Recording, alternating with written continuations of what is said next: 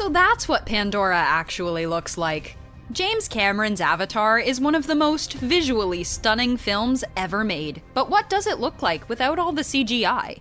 The animators have taken what the actors are doing and gone even beyond that. Neytiri lives a pretty unique lifestyle as one of the Na'vi on the planet of Pandora. One of the things that we see Neytiri partake in is drinking water from a leaf. But because director James Cameron loves to rely on technology innovation, the way that the scene was actually filmed without CGI may surprise you. Zoe Saldana was required to work with a gray plastic contraption to model as the leaf, while holding a water bottle covered in duct tape to simulate water coming from the tape. We guess that's why they call it movie magic. It's the most high-tech film in terms of its execution. You may or may not have had an awkward kiss in your life, but it probably wasn't as awkward as it was for Sam Worthington and Zoe Saldana when they had to kiss as Jake and Neytiri while filming Avatar. While in the movie itself, with all the added CGI, the scene plays out romantically. Without all the CGI, Worthington and Saldana had to kiss with their motion capture jumpsuits and with green dots all over their face, so that the motion capture on their characters' CGI bodies would be accurate and more real. We created a manually operated gimbal rig that they could balance on. One of the most exciting action scenes in all of Avatar was definitely the flying banshee. Obviously, a lot of CGI was needed to be done to bring the banshee to life, as there's no living, real-world counterpart to the creature. In order to capture Jake flying on the banshee, Sam Worthington was required to fly on the back of a moving plastic structure, where he'd be flung around with wires, all while wearing the motion capture suit. Honestly, we think we'd just prefer the ride at Disney World that seems a bit more comfortable. See them flying these things, they are working hard. It's always intense whenever anybody in a movie yells, but when a blue-skinned alien like Neytiri yells, it's even more powerful. You will never be one of the people!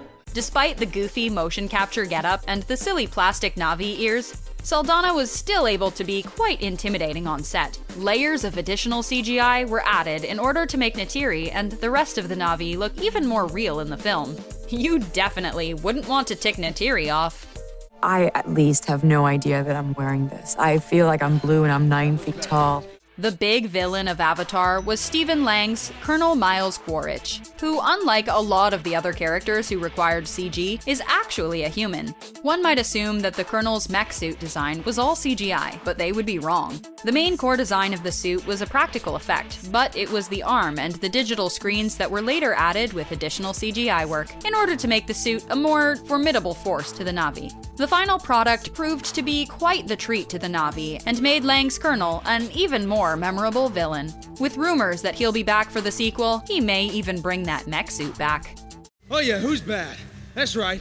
One of the first dangerous creatures that Jake encounters in the jungles of Pandora is the fierce Thanator. While the Thanator is quite intimidating on screen, the creature wasn't much to look at before the CGI was added. In fact, before the CGI was added, standing in for the Thanator was a red tennis ball on a long gray stick held by a crew member. In order for the actors to go on cue, the crew member holding the Thanator's stand-in would lunge at them. Life on Pandora would likely be much easier if all the Na'vi had to worry about was a tennis ball on a stick.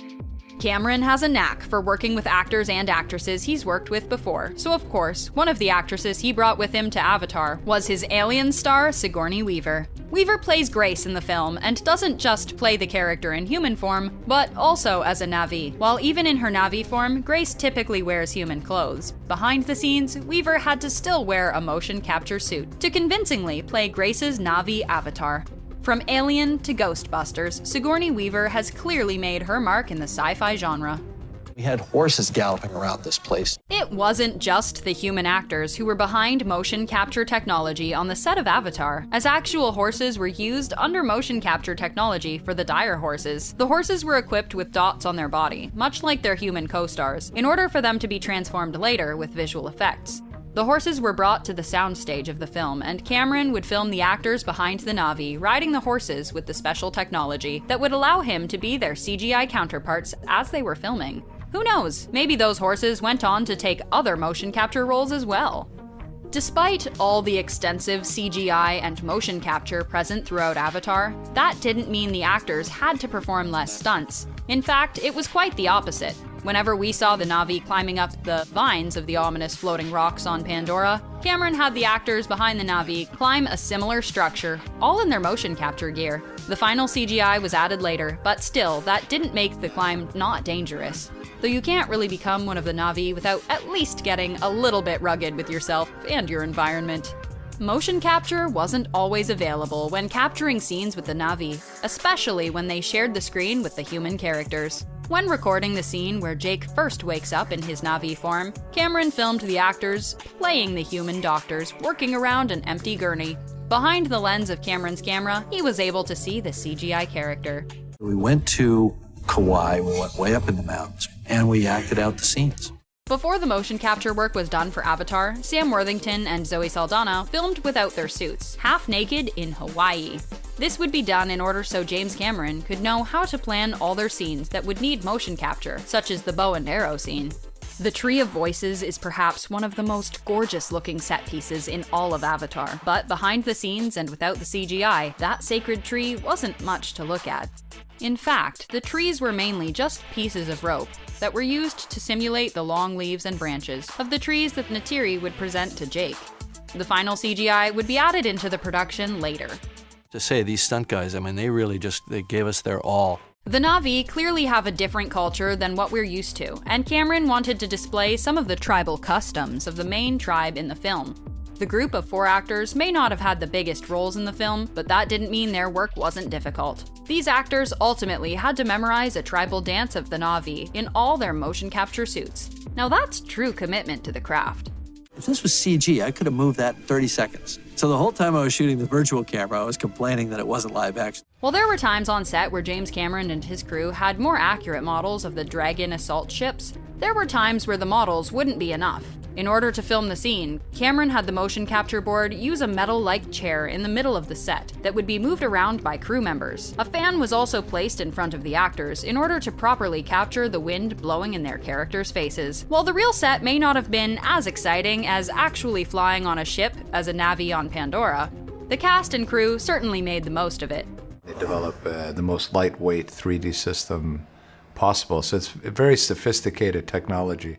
The 3D, much like the CGI, had to be recorded in a distinct way, using 2 cameras. This scene where the Colonel is attacked on his mech by one of the Na'vi used 2 cameras to perfect the 3D and the CGI. One camera would be used for the live action elements, and the other would be used for the CG 3D elements. I need you to put up $10 million to prove we can make this movie. Avatar is one of the most influential films made in the last 20 years, and the CGI is an important reason why. From Cameron's innovative ways of incorporating the CGI to the commitment for authenticity by the cast and crew, Avatar's production was clearly top-notch. What was your favorite CGI element in James Cameron's Avatar?